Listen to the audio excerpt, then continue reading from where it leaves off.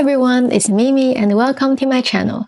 Today we are going to talk about a very trendy topic on Chinese social media, Zhihu. Zhihu is a little bit like Chinese Reddit.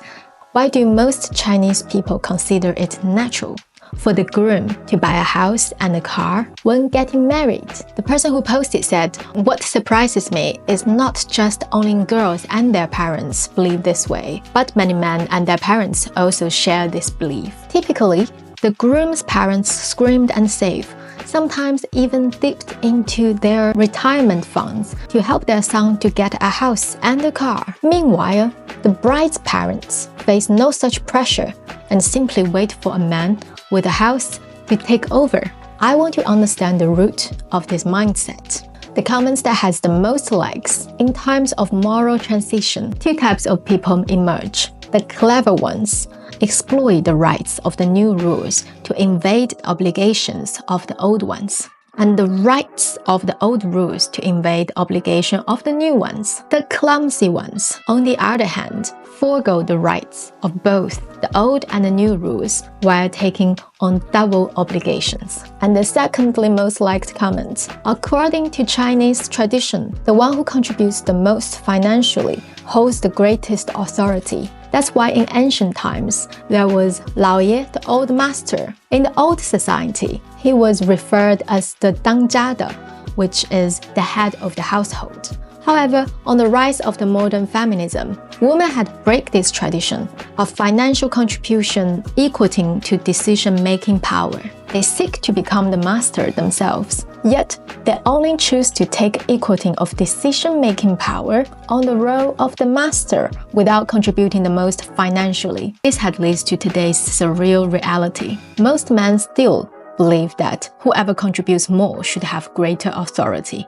Meanwhile, some women believe that men should be the primary financial providers, but the decision-making power should belong to women. This ideological shift has been given a rather appealing name, pseudo-feminism. The third most liked comments, has anyone noticed the phenomenon? The more developed and urbanized region, the less likely is for women to demand that men have to buy a house and have a car and pay a high bride price. In contrast, in small and less economical developed areas, it is common for women to expect men to buy a house without a mortgage, along with a car and a high bride price. This is not about discrimination, it's just an observation that holds true in many cases. Another comment I thought worth to share. Men and women are inherently different. Pretending not to see this and insisting on strict one-to-one equality is just being disingenuous. Take a simple example. A significant factor in evaluating a woman's attractiveness is her reproductive value, which declined dramatically after marriage and childbirth. Meanwhile, men don't experience this at all. A man's key value lies in his capability, representing in its context by owning a house and a car. So if a man wants to maximize his benefit, he could simply marry a woman with high reproductive value, have children, divorce her, then marry another high reproductive value woman, have children, and repeat the cycle. In this way, he can always be surrounded by young women who bear his children. In Western countries, exorbitant child support payment act as deterrent to this instinctive of spreading seeds. Unfortunately, in China, no such system exists. Child support payments are minimal, barely above social welfare, and enforcement is weak, often relying on this man's conscience. This is why the Chinese tradition of bride price emerged, to counteract this instinct. Whether it's the bride price or expansion of a house and a car, the goal is to artificially increase the cost of a man spreading his seeds. A single bride price can cost the groom's parents 2 decades of savings. Let's see how many times he can afford to remarry them. If a man has to part with a fortune upon divorce, wouldn't that make him think twice before leaving? However, extravagant bride price vary in nature. 1. Bride price goes to bride's parents and has nothing to do with the bride herself.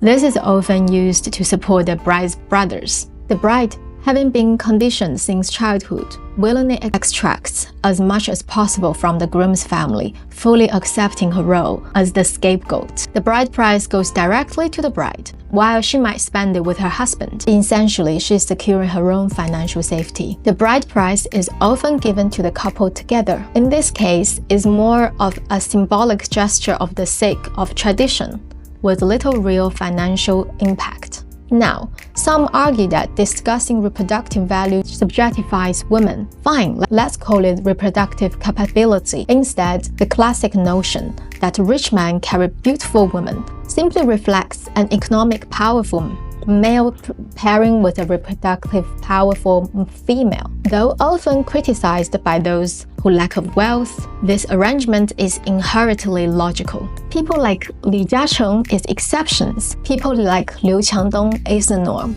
On the other hand, the modern trend of advocating for equal financial contributions in marriage, where men and women must have similar income to be a match, is unnatural. If a couple's financial standing is equal, then a woman's productive ability essential becomes a free bonus. Many women initially thought this could be an advantage. Now, increasing number are delaying or avoiding marriage altogether. They've realized that marry a man of equal financial status is often worse than remaining single. Only by marrying a man with significant greater financial strength can they ensure their post-marriage equality of life doesn't plummet. So why do grooms typically provide a house in a marriage? Because the male is demonstrating his muscles. And why are brides often beautiful? Because the female displays her feathers. If you ever come across a poor, stingy groom and a bride who looks like Lu Zhishen, then rest assured that must be true love.